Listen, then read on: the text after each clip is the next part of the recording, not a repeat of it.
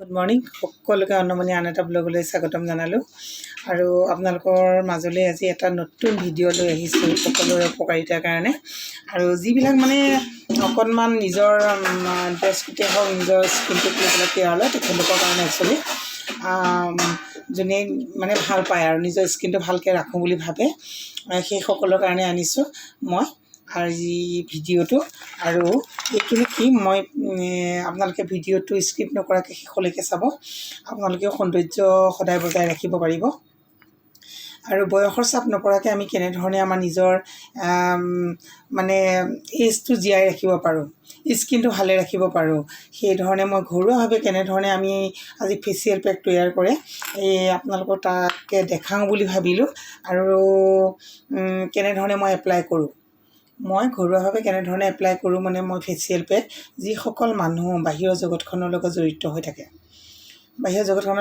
হৈ থাকে ৰ'দত ছানবাৰ্ণ হৈ যায় স্কিনটো বা বয়সৰ চাপটো পৰে গতিকে আমি স্কিনটো কেয়াৰ ল'বলগীয়া হয় আৰু সৌন্দৰ্যটো এনেকুৱা বস্তু সৌন্দৰ্যটো অৱশ্যে আনে ভাল দেখাটো পিছৰ কথা আইনাখনৰ ওচৰলৈ গৈ নিজে যদি স্কিনটো ভাল দেখা যায় চেহেৰাটো ভাল দেখা যায় সেইটো এটা এণ্টি অক্সিডেণ্ট সেইটোৱে মানুহৰ এজটো জীয়াই ৰখাত সহায় কৰে গতিকে মই ঘৰুৱাভাৱে কেনেধৰণেনো মই ফেচিয়েল পেকটো বনাওঁ কেইবাটা তৰিকাটো বনাব পৰা যায় ভাবিলোঁ যে আপোনালোকৰ লগতো এবাৰ শ্বেয়াৰ কৰোঁ ফেচিয়েল পেকটো কেনেধৰণে অৱশ্যে ঘৰুৱা কিছুমান মহিলাই অৱশ্যে এইবিলাক ফেচিয়েল পেক অৱশ্যে এইবিলাক এপ্লাই নকৰে বা নাজানে ফেচিয়েল পেক কি বস্তু সেইটো বহুতে হয়তো নাজানে কিয় যিবিলাক মানুহে বাহিৰৰ জগতখনৰ লগত জড়িত নাই তেখেতলোকৰ এইবিলাক ছানস্ক্ৰীন কি ফেচিয়েল পেক কি স্কাৰ্ফ কি সেই বা ফেচ ৱাছ কি সেই বস্তুবিলাক আজিৰ দিনতো বহুতে নাজানে যিসকল বাহিৰৰ জগতখনৰ লগত জড়িত তেখেতলোকে কিন্তু এইবিলাকৰ লগত যোনেই নিজেই নিজৰ স্কিনটো নিজৰ চেহেৰাটো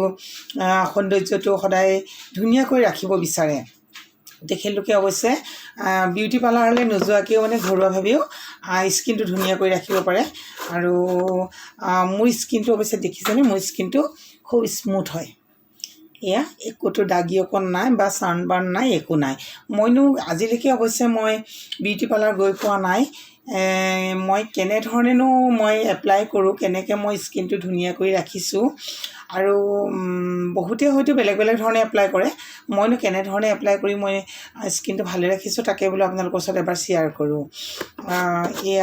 এইটো একে সামান্য বস্তু এটা সামান্য মানে কি এইটো সদায় সকলোৰে ঘৰতে থকা একেবাৰে সহজতে পোৱা বস্তু কিছুমান দি পেলাই আমি ফেচিয়েল পেকটো তৈয়াৰ কৰিব পাৰোঁ কালি মোক এগৰাকীয়ে সুধিছে মণি তুমি আজি বহুত বছৰ হ'ল তোমাক দেখা আজি 25-30 বছৰ হ'ল তোমাক দেখা কিন্তু আজি স্কিনটো দিনক দিনে তোমাৰ ইমান ধুনীয়া হৈ গৈ আছে তোমাৰ এতিয়া বয়স কিমান হ'ল বাৰু তেনেকৈ সুধিলে তেতিয়া মই ক'লোঁ কিমান হ'ল আপুনি নিজে কওকচোন বাৰু মোৰ ডাঙৰ ল'ৰা এতিয়া 26 বছৰ হৈছে আৰু মোকতো একেবাৰে ফুলকুমলীয়াতে বিয়া দিয়া নাই গতিকে নাইটো 17 বা 18 বছৰৰ বয়সত বিয়া দিছে গতিকে মোৰ এতিয়া এজ কিমান হ'ব আগৰ দিনতো মোৰ বাৰ্থ চাৰ্টিফিকেট নাই মাহঁতে কোৱা মতে 17 বছৰ নে 18 বছৰে হয় নে 16 বছৰে হয় ময়ো নাজানো কাৰণ বাৰ্থ চাৰ্টিফিকেট যিহেতু নাই মুঠতে মোৰ ডাঙৰ ল'ৰা 26 বছৰ 17 বছৰমান বয়সত হয়তো মোক বিয়া দিছে চাগে মই অনুমান কৰিছোঁ আৰু তেতিয়াহ'লে মোৰ এজটো কিমান হ'ব পাৰে কিন্তু স্কিনটো এতিয়ালৈকে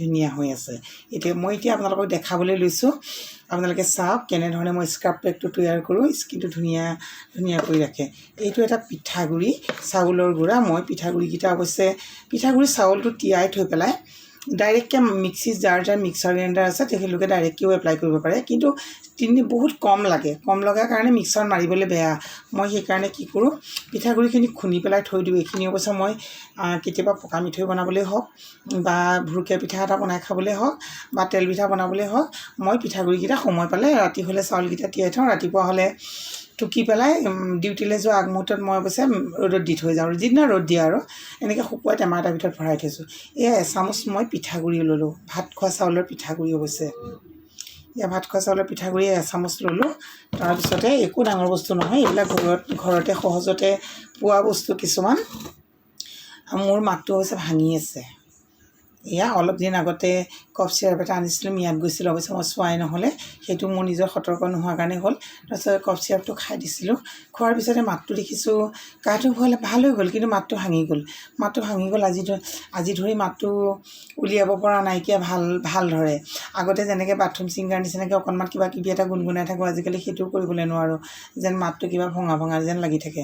তথাপিতো ইয়াতে পিঠাগুড়ি এচামুচ দিলোঁ, এইখন প্লেটত মই এচামুচ পিঠাগুড়ি ল'লোঁ, আৰু তাৰ অনুপাতে এইখন অকণ চাপৰ হৈছে। মই বেলেগ এটা বস্তুৰ ওপৰত উঠাই দিছোঁ, অৱশ্যে মই এইটোৰ ওপৰত উঠাই দিওঁ যাতে আপোনালোকৰ দেখাত অকণ সহজ হয়। দেখাত সহজ হোৱাকৈ মই কিবা এটা উঠাই দিছোঁ। এই বস্তুটোতে লওঁ, এই হটকেছটোৰ ওপৰতে লৈ গৈছোঁ আপোনালোকে দেখাত সহায় হ'বৰ কাৰণে। তাৰপিছতে ইয়াতে এচামুচ মই পিঠাগুড়ি ল'লোঁ, আৰু ইয়াতে এচামুচ পানী ল'লোঁ।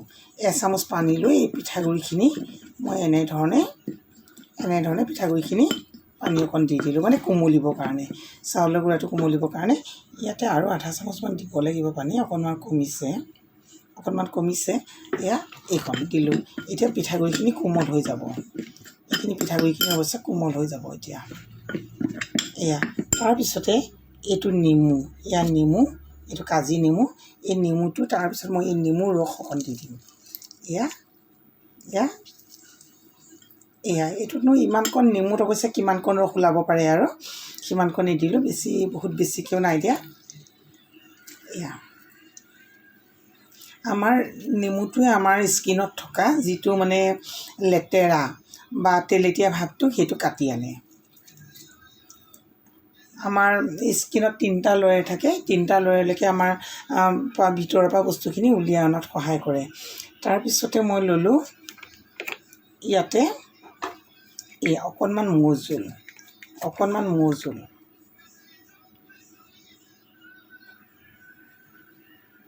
এইটো মৌ জোলটো এই চামুচখনে দেখিছে, ইমানকণ মই মৌ জোল দিলোঁ। অৱশ্যে এইখিনি মোৰ অকল মুখখনৰ কাৰণে এবাৰ নহয়, 2বাৰ বা 3বাৰ মই এপ্লাই কৰিব পাৰিম এইখিনি।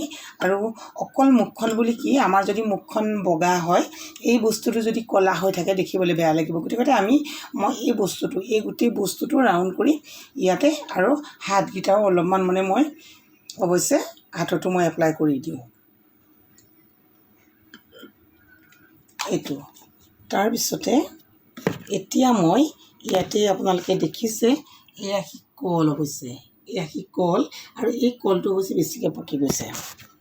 এয়া কল। এতিয়া মই এই কলটো, কলৰে বনাম। জাহাজী কল যাৰ ঘৰত আছে, এইটো কলটো অকণ বেছিকৈ পকি গৈছে, কিন্তু বেছিকৈ পকিলে আমাৰ পিটিকিবলৈ ভাল হয়। কাৰণে মই এইটো কলটো ল'লোঁ।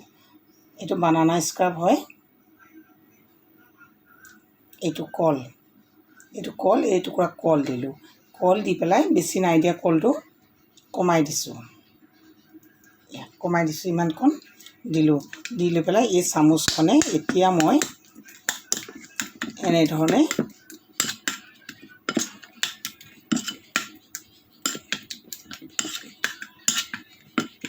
এনেধৰণে মই স্ক্ৰাব পেকটো বনাই ল'লোঁ ঘৰতে।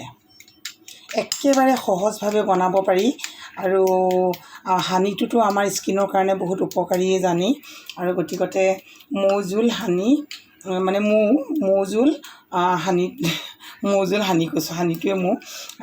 জোল, নেমু, আৰু ভাত খোৱা চাউলৰ পিঠাগুড়ি এচামুচ, আৰু এচামুচ পানী, আৰু অকণমান নেমু ৰস, বেছি নাই, আৰু কল।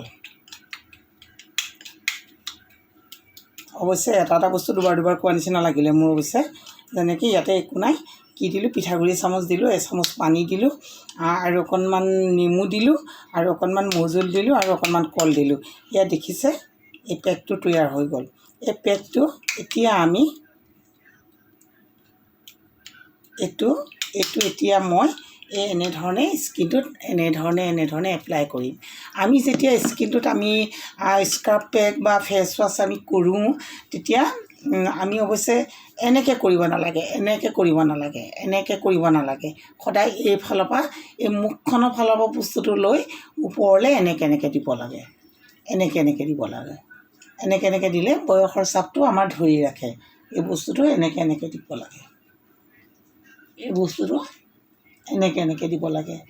আপোনালোকে যোনে যোনে বিউটি পাৰ্লাৰ মানে ফেচিয়েল কৰিছে হয়তো তেখেতলোকে জানে যে সদায় বিউটি পাৰ্লাৰ মানুহবিলাকে এনেধৰণে এপ্লাই কৰে। তাৰপিছত এই বস্তুটো প্ৰায় 10 মিনিটমান সময় আমি এই পেকটো এনেধৰণে এপ্লাই কৰি, এয়া দেখিছেনে মই মুখখনৰ ফালৰ পৰা এনেকৈ নিছোঁ, এনেকৈ আনিলে আমাৰ স্কিনটো ডাঠ হৈ আহে আৰু বয়সৰ চাপটো পৰি আহে। গতিকে আমি এই বস্তুটো ইয়াৰ পৰা এই মুখখনৰ ফালৰ পৰা এনেকৈ উল্টাকৈ এনেকৈ কৰিব লাগে। এইকেইটা বস্তুটো আমি 2টা আঙুলি এনেকৈ মাজি দিব পাৰোঁ এয়া। আৰু এয়াটো এই নাকৰ এই পাহকেইটাৰ ওচৰত এইটো বস্তু এনেকৈ কৰিব লাগে, এনেকৈ কৰিব লাগে। আৰু এই চেলাউৰিডালৰ ওচৰত এনেকৈ বেছি চকু পতাৰ ওপৰত বেছি জোৰছে ঘঁহিব নালাগে। অৱশ্যে আমাৰ চকুযোৰে কষ্ট পাব, আৰু যিহেতু নেমু ৰস আছে চকুত লাগি যাব পাৰে। গতিকে এনেধৰণে এপ্লাই কৰিব লাগে। এইটোত আমি এই নাকৰ তলতে এই অংশটোত আমি এনেধৰণে এপ্লাই কৰিব পাৰোঁ। এনেধৰণে এয়া এনেকৈ পেলাই, আৰু লগতে এয়া কাণখনত মই একো পিন্ধা নাই অৱশ্যে, কাণখনৰ এই জেগাটোতো আমি কাণৰ চেপৰ পৰা বুলি এই অংশটো আমি এনেধৰণে এপ্লাই কৰোঁ। এয়া এইটোত লগতে এই বস্তুটো প্ৰায় 10 মিনিটমান সময় যদি আমি এই বস্তুটো এনেকৈ এপ্লাই কৰি পেলাই এনেকৈ থৈ দিওঁ, আমাৰ স্কিনটো আপোনালোকে কেতিয়াবা টেষ্টিং কৰিও চাব পাৰে। এখন হাত ধৰক এনেকৈ আছে, আৰু বা এখন গাল বেলেগ এটা কালাৰ আৰু এখন গালৰ কালাৰটো বেলেগ। এখন গালত আপোনালোকে এনেকৈ কৰি চাব আৰু এখন গাল নকৰিব। নকৰাৰ পিছত এই যিখন গালত কৰিলে সেই গালখন আপোনালোকে ধুই পেলাই চাব, ইখন গালৰ লগত আপোনালোকে আইনাখনত লৈ চাব, এইখন গালে আকাশ পাতাল পাৰ্থক্য। তেতিয়া জানিব যে হয় বস্তুটোৱে কাম কৰিছে। অৱশ্যে এতিয়া মই এপ্লাই কৰিছোঁ, মোৰ স্কিনত কোনো ধৰণৰ প্ৰব্লেম নাই। গতিকে মই স্কিনটো বোলে প্ৰব্লেম নাই বুলি সদায় যদি মই এৰি দিওঁ হয়তো প্ৰব্লেম আহি যাব পাৰে। গতিকে মাজে সময়ে সপ্তাহত এবাৰ হ'লেও আমি এইটো ফেচিয়েল পেকটো আমি নেচাৰেলভাৱে, কোনো কেমিকেল নাই, আমি যদি এই পেকটো আমি পাৰ্লাৰত কৰিবলৈ যাওঁ হয়তো 500, 1000, 2000 কিমান লয় হয়তো মই নাজানো। মই শুনোহে কেতিয়াবা ফেচিয়েল কৰিলে বোলে 2000 টকা ল'লে, 1800 টকা ল'লে, 1500 টকা ল'লে, 500 টকা ল'লে, 400 টকা লয়, এনেকৈ পেলাই শুনোহে। এতিয়া কিমান দামৰ ফেচিয়েল সিমান দাম। গতিকে আমি একেবাৰে নেচাৰেলকৈ এনেধৰণে আমি ফেচিয়েল পেকটো ব্যৱহাৰ কৰিব পাৰোঁ, এপ্লাই কৰিব পাৰোঁ স্কিনটোত। এনেধৰণে 10 মিনিট সময় আমি এনেধৰণে মাৰি থাকিব লাগে। তাৰপিছত মাজে মাজে এই বস্তুটো এনেকৈ দিব লাগে। চাবচোন বহুত ধুনীয়া। এইটো অৱশ্যে এতিয়া মই হৈ গ'ল 10 মিনিট সময়তো মানুহে 10 মিনিট কয়, 10 মিনিট সময়তে মাৰি থকাটো ধৈৰ্য নাথাকে। মিনিমাম 2 মিনিটমান সময় হ'লেও এই বস্তুটো এনেধৰণে মাৰিব লাগে। এইটো নেমু, মৌ, চাউলৰ গুড়া আৰু পিঠাগুড়ি, এয়া এইটো হৈ গ'ল। এইটো এটা পেক। এতিয়া এই বস্তুটো এনেকৈ থাকক। এয়া মই হাততো অলপ এনেকৈ ধৰণে মাৰি দিছোঁ, এই ধৰণে মাৰি দিছোঁ, কাৰণ হাতৰ এই বস্তু এই অংশখিনি ওলাই থাকে। ইমানখিনিলৈকেতো ব্লাউজ থাকে বা চুইদাৰ পিন্ধিলে চুইদাৰৰ হাতটো থাকে, এই অংশখিনি ওলাই থাকে। এই ওলোৱা অংশখিনি এনেধৰণে মাৰি দিলোঁ। এনেধৰণে মাৰি দিলোঁ। চাবচোন কোনোবাই বিয়া ফাংচন এনেকুৱা ধৰণৰ আগমুহূৰ্তত এই বস্তুখিনি এপ্লাই কৰি খুব ভাল ৰিজাল্ট পাব। নিজৰ শৰীৰটো বা নিজৰ স্কিনটো নিজকে দেখি পেলাই খুব ভাল লাগিব। এইটো হাতখন এনেধৰণে হাতটো এনেকৈ মাছাজ কৰা হৈ গ'ল। এইটো মাছাজ কৰা হৈ গ'ল। এয়া আমি হাতৰ মাছাজটো এনেকৈ কৰিলোঁ। স্কিনটোত এনেকৈ আনিলে নোলায়। স্কিনটোত ডাইৰেক্ট যদি আমি এনেকৈ আনো নোলায়। আমি এবাৰ এনেকৈ দিব লাগিব, আৰু ওলোটাকৈ এনেকৈ দিব লাগিব। ওলোটাকৈ এনেধৰণে দিব লাগিব। তেতিয়া আমাৰ নোমৰ গুৰিয়ে যিবিলাক লেতেৰা বহি যায় সেই লেতেৰাখিনি আমাৰ অৱশ্যে উলিয়াই আনে। এইটো এটা হৈ গ'ল। আৰু এটা নেক্সট ভিডিঅ'ত মই আপোনালোকক আৰু এটা মই প্ৰস্তুত কৰি দেখাম। এতিয়াই দেখাম কেনেকৈনো প্ৰস্তুত কৰে সেইটো দেখাম। ধন্যবাদ।